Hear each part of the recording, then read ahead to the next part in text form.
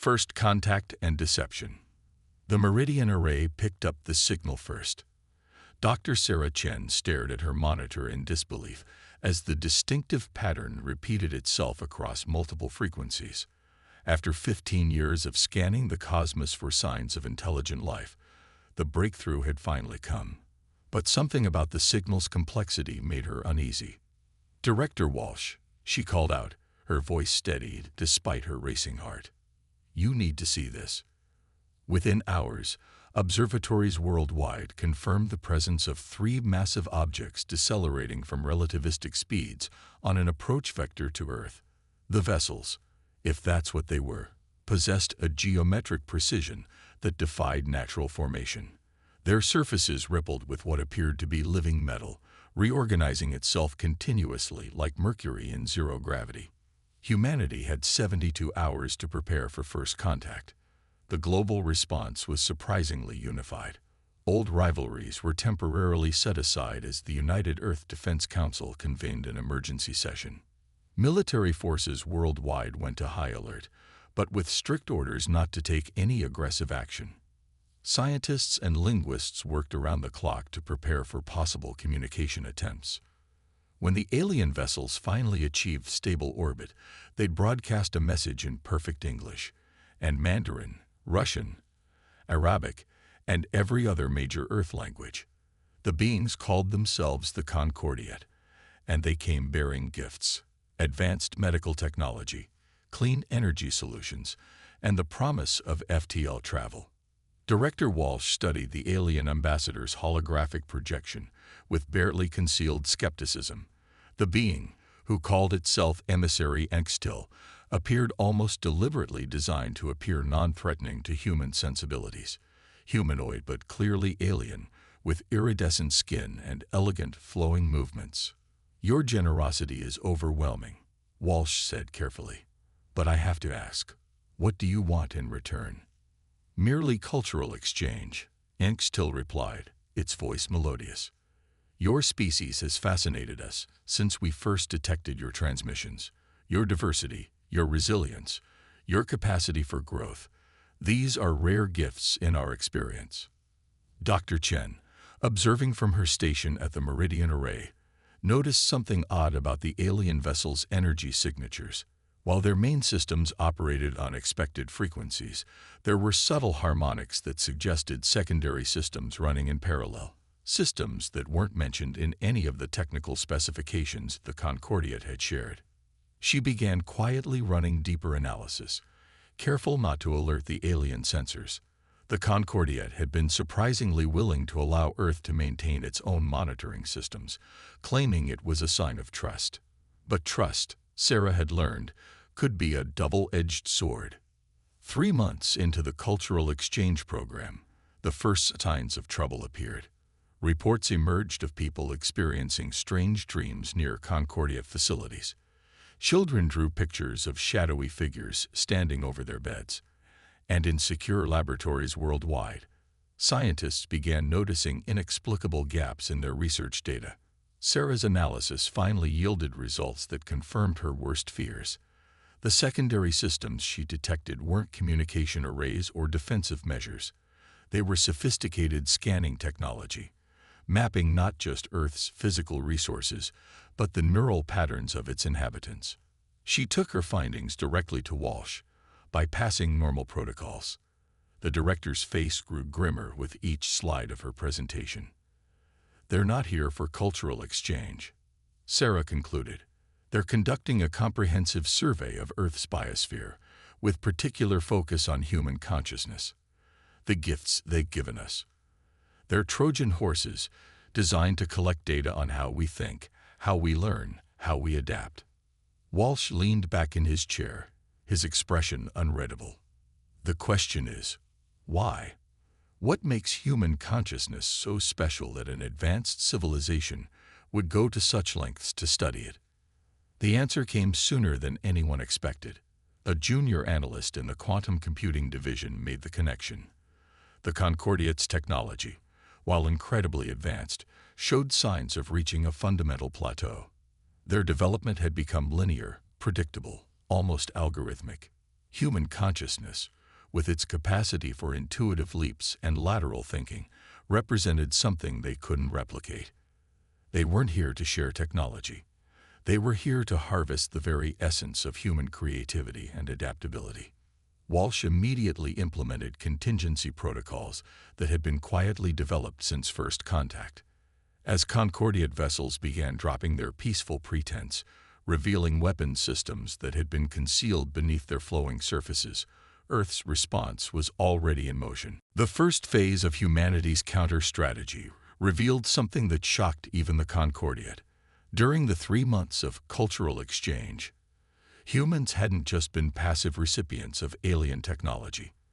They'd been actively reverse engineering everything, finding ways to combine alien tech with human ingenuity in ways the Concordiate had never imagined. As the alien ships began their aggressive maneuvers, Director Walsh sent a transmission to all Concordiate vessels. "You came seeking to harvest our potential. In doing so, you've taught us more than you intended. The deception ends now, but this isn't the end you planned for." Sarah Chen watched from her station as the first wave of Earth's hybrid defense systems activated. The real war was about to begin, and humanity had no intention of being anyone's harvest. The Concordiate was about to learn why it was dangerous to underestimate a species that had survived its own destructive tendencies long enough to reach for the stars.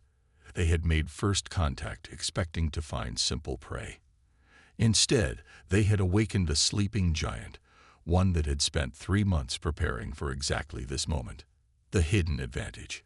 The first shots fired in Earth's war against the Concordiate weren't energy beams or kinetic strikes. They were lines of code. As alien vessels positioned themselves for planetary bombardment, Dr. Maya Patel's team of quantum programmers executed their countermeasure, Operation Mirror Glass. For 3 months, they had been feeding the Concordiate carefully crafted data through their gift of quantum computing interfaces. The aliens had assumed they were gathering intelligence about human thought patterns. Instead, they had been unknowingly training their systems to recognize human brain patterns as friendly targets. Now, as their weapons targeted Earth's major cities, their own defense systems began to glitch.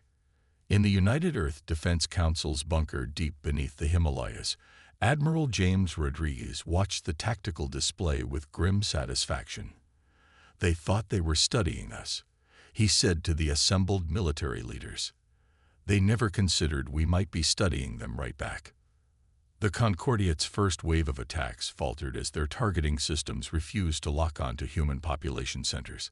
Their living metal ships, so elegant in their fluid movements, began to show signs of confusion, organic technology fighting against its own programming. But humanity's advantage was temporary. The Concordiate's ships began adapting, their biological components learning to override the induced friendly target recognition. Earth needed something more permanent. That's where Project Phoenix came in.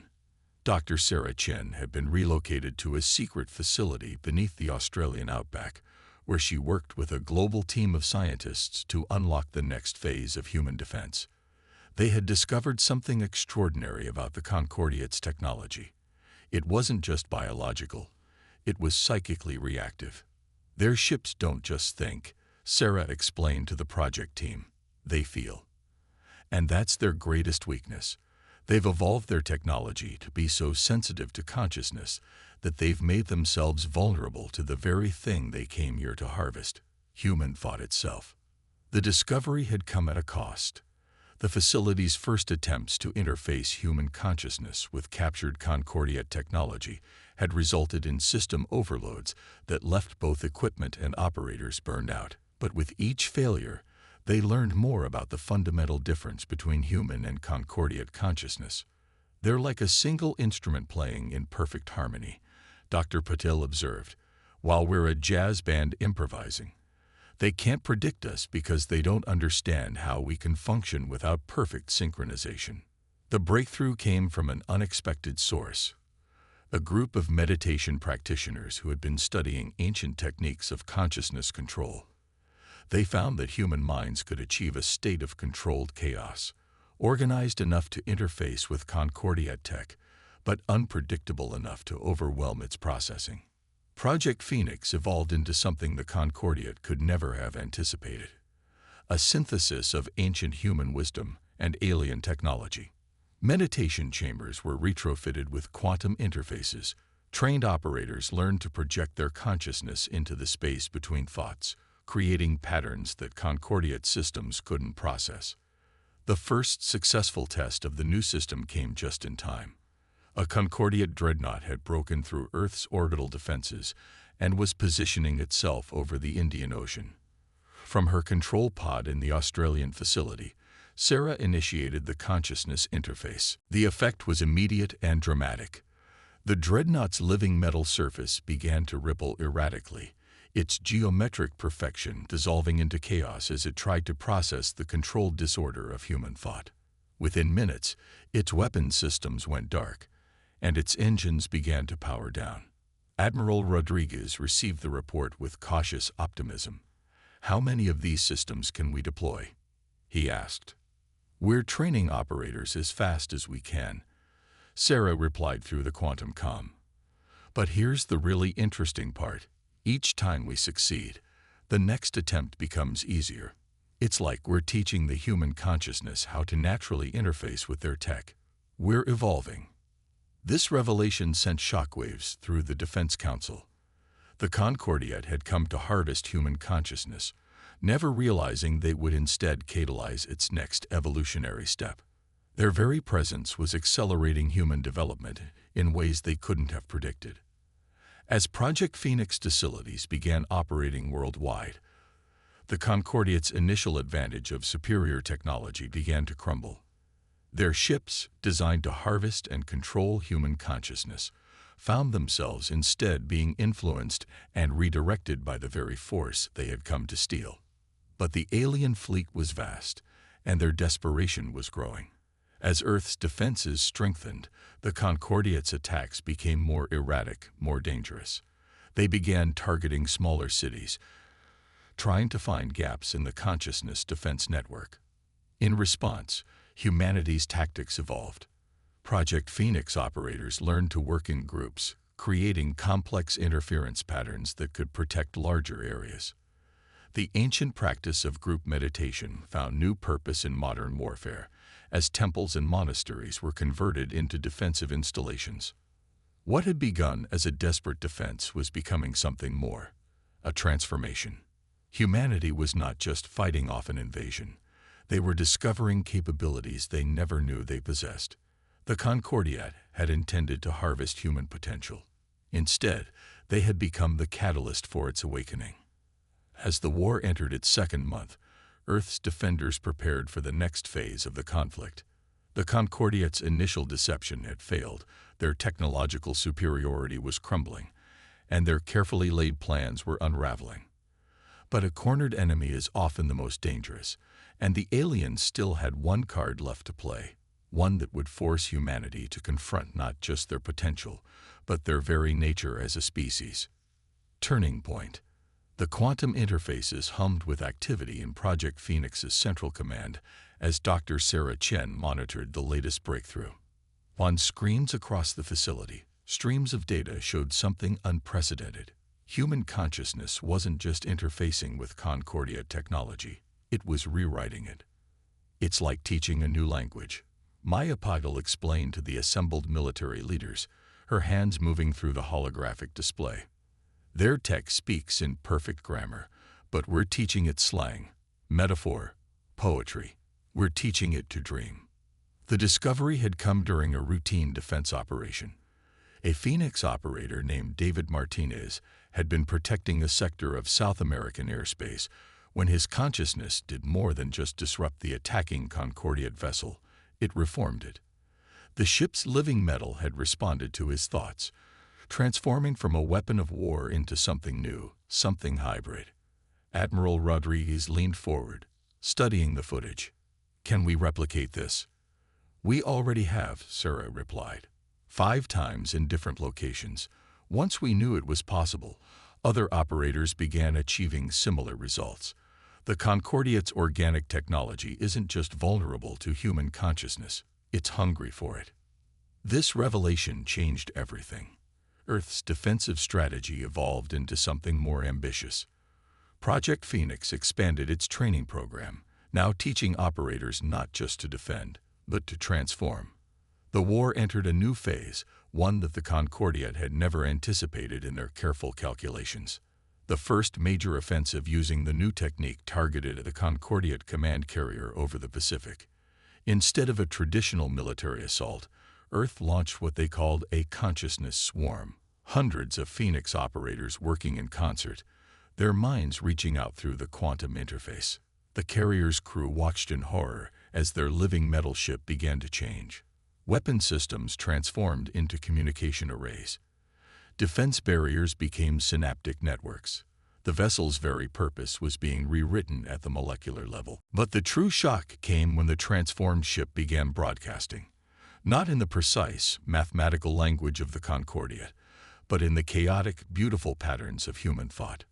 The carrier had become a bridge between species, a hybrid entity that understood both the rigid perfection of Concordiat technology and the wild creativity of human consciousness. The Concordiat's response was immediate and violent. Their remaining ships launched a desperate attack on Phoenix facilities worldwide. But each assault only provided more opportunities for transformation.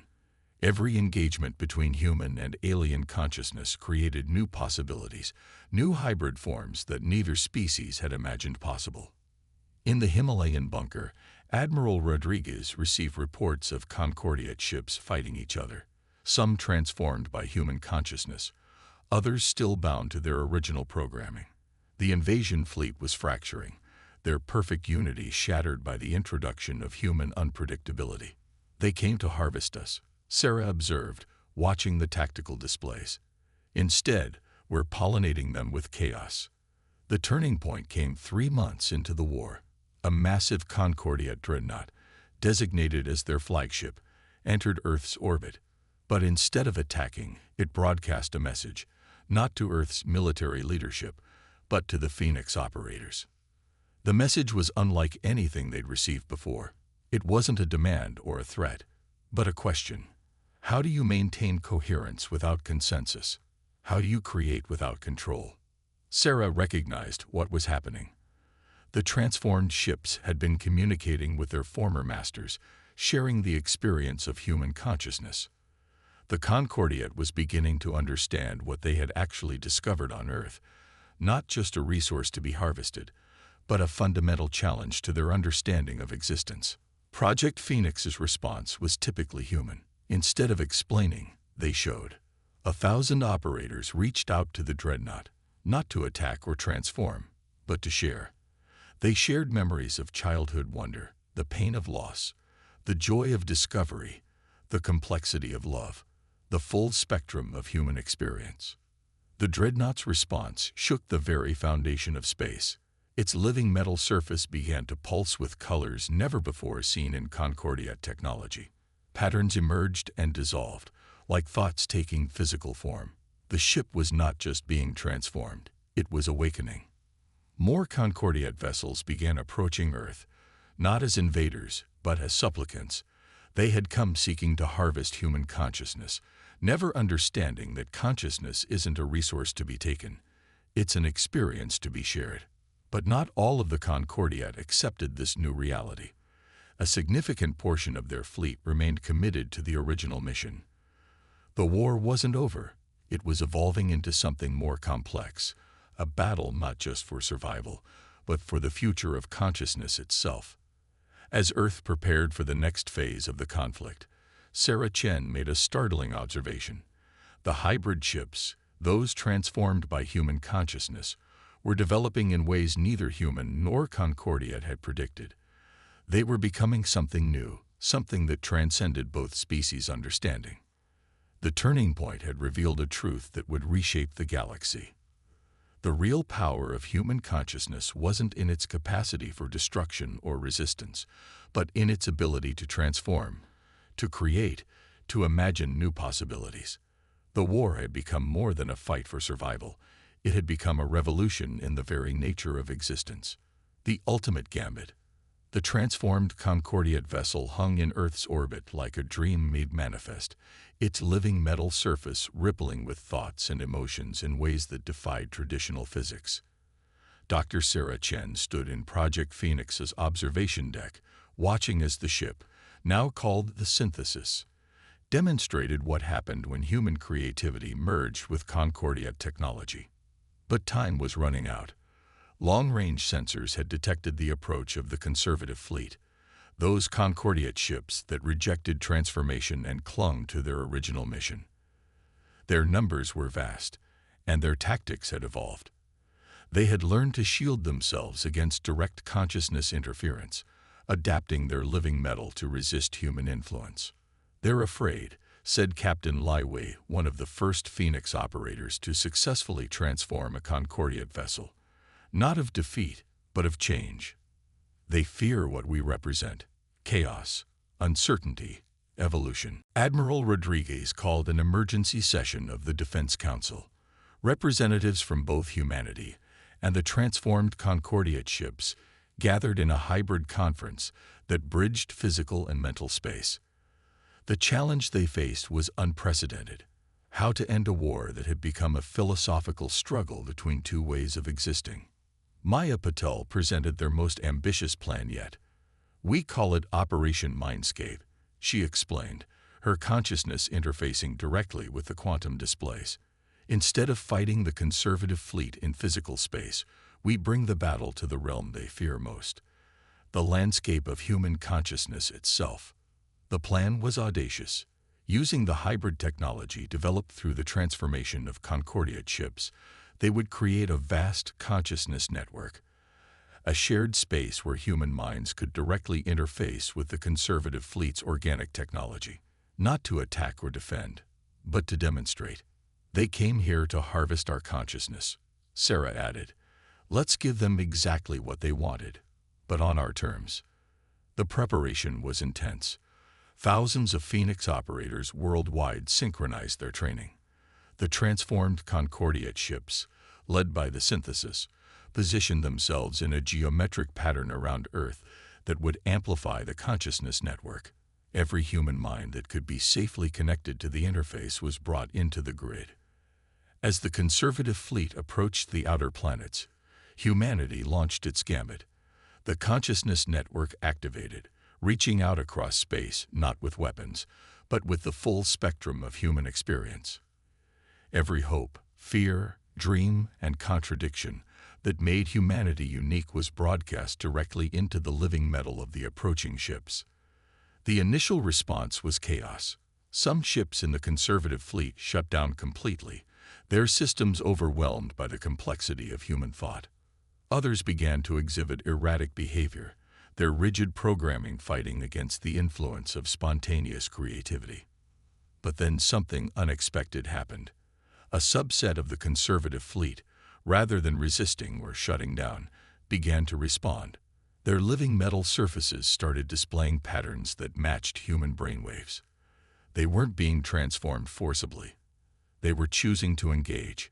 The consciousness network allowed direct communication between species in ways neither had imagined possible. The conservative fleet experienced firsthand why human consciousness couldn't be simply harvested or copied. They felt the power of individual thought, the strength of diversity, the creative potential of controlled chaos. "Your unity is your weakness," Sarah projected through the network. "Our discord is our strength. We argue, we compete, we disagree, and through that conflict, we grow. We don't need consensus to cooperate. We don't need perfection to progress." The message resonated through the living metal of the conservative fleet's ships, causing cascading revelations among their crew. They had sought to harvest a resource but found instead a lesson. Consciousness wasn't a tool to be used, but a garden to be grown. More ships began to transform, not through external force, but through internal choice. The conservative fleet's rigid hierarchy began to fracture as individual ships and crews made their own decisions about transformation. The war was being won not through destruction, but through understanding. But victory came with a price. The consciousness network strained the human operators to their limits. Some experienced temporary personality dissociation. Others reported memories that weren't their own. The transformed Concordia ships helped stabilize the network, their hybrid nature serving as a bridge between pure human consciousness and pure Concordia technology. The remaining conservative ships, those most resistant to change, gathered for one final assault. Their weapons had been modified to target the consciousness network itself, attempting to sever the connection between human minds and hybrid ships. They would rather destroy both species' potential than allow the uncertainty of transformation. Admiral Rodriguez watched the tactical displays as the battle lines were drawn. On one side, Earth's combined forces of human consciousness and transformed Concordia ships, their patterns complex and ever-changing. On the other, the last vestiges of perfect order, fighting desperately against the tide of evolution. The ultimate gambit had succeeded in ways no one had predicted. What began as a defensive strategy had become a revolution in consciousness itself. But the final battle still loomed, and its outcome would determine not just the fate of Earth, but the future of consciousness throughout the galaxy. Sarah Chen stood at her station, connected to both the human operators and the hybrid ships, feeling the weight of the moment. They had transformed an invasion into an awakening, but the price of that transformation was yet to be fully paid. The conservative fleet's final attack would test not just their defenses, but the very principles that made humanity unique. The ultimate gambit had been played. Now came the moment of truth. Victory's price. The conservative fleet's final attack began not with weapons fire, but with silence. One by one, the consciousness network's connections started going dark as the fleet deployed their new weapon, a void that consumed thought itself. Dr. Sarah Chen felt the emptiness spreading through the network like ice through veins. "They're not trying to destroy us," she realized, her voice carrying through both physical and mental space. "They're trying to isolate us, return us to what we were before, separate, alone, disconnected." The hybrid ships, led by the synthesis, moved to intercept the conservative fleet, but the void weapon affected them too, threatening to strip away their newly evolved consciousness and revert them to their original programming. The price of their transformation became clear. They could no longer exist as they once had. Admiral Rodriguez watched from Earth's command center as the battle unfolded in multiple dimensions. Physical space blazed with energy weapons and quantum disruptions, while the consciousness network flickered with the struggle between unity and isolation, chaos and order, evolution and stasis. Maya Patel, working with a team of hybrid consciousness experts, made a devastating discovery. "The void weapon isn't just blocking connections," she reported. "It's learning from them. Every mind it touches, every connection it severs, makes it stronger. It's using our own adaptability against us." But humanity had faced extinction before. Each time, they had survived not by being the strongest or the most advanced, but by being the most adaptable. Now, facing an enemy that threatened not just their bodies but their very consciousness, they found their greatest strength in what the Concordia had once seen as their greatest weakness: their diversity. Sarah Chen initiated Emergency Protocol Omega. Across the planet, Phoenix operators began disconnecting from the main consciousness network, seemingly admitting defeat. The conservative fleet pressed their advantage, their void weapons spreading unopposed through space. But it was a trap. Instead of maintaining one massive network, a single target for the void weapon to consume, humanity split into thousands of smaller networks, each operating on different frequencies, different patterns of thought. The conservative fleet's weapon, designed to counter a unified consciousness, couldn't adapt quickly enough to the chaos of human diversity. "You still don't understand," Sarah broadcast to the conservative fleet. "We are not a single consciousness to be harvested or destroyed. We are billions of minds, each unique, each valuable not despite our differences but because of them." The transformed Concordia ships, following humanity's lead, began to split their own consciousness. Rather than trying to maintain their new hybrid form in the face of the void weapon, they embraced fragmentation. Each ship became a collection of semi-independent systems, harder to target, impossible to completely silence. The conservative fleet's weapon, faced with an exponentially growing number of smaller targets, began to fail. Its attempts to adapt overwhelmed its processing capability. The void it created began to collapse in on itself. But victory demanded its price. The fragmentation of the consciousness network had consequences. Some Phoenix operators lost their connection to their own memories. Others found themselves sharing consciousness with the hybrid ships in ways that couldn't be undone. The boundary between human and Concordia technology became increasingly blurred. The conservative fleet, their ultimate weapon failing, faced a choice: continue fighting and risk complete destruction, or accept the transformation they had fought so hard to prevent.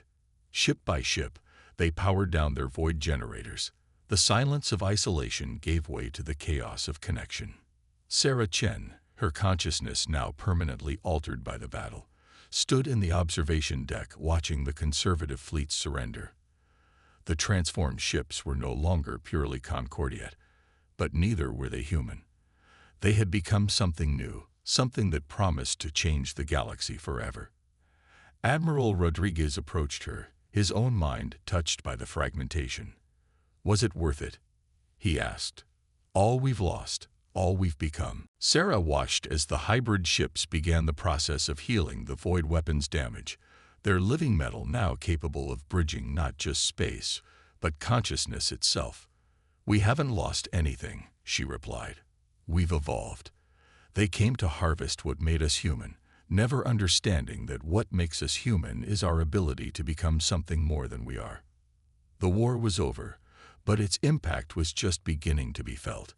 Earth had emerged not just as a defender against invasion, but as the birthplace of a new form of existence, one that embraced chaos as a source of strength, diversity as a path to unity, and change as the only constant worth preserving.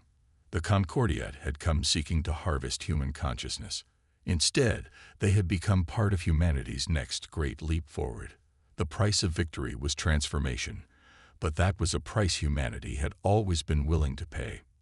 As the hybrid ships took up positions around Earth, their surfaces rippling with both human thought and Concordiate precision, they bore witness to a truth that would reshape the galaxy. Consciousness wasn't a resource to be harvested or a weapon to be wielded. It was a garden of infinite possibility, growing stronger with every new connection, every new pattern, every new way of being. The final price of victory wasn't measured in lives lost or resources consumed, but in the understanding that humanity had gained. They had proven that their greatest strength lay not in their ability to destroy or resist, but in their capacity to adapt, to change, and to grow. Earth's first interstellar war had ended not with the annihilation of either side, but with the birth of something entirely new. The universe would never be the same, and neither would humanity.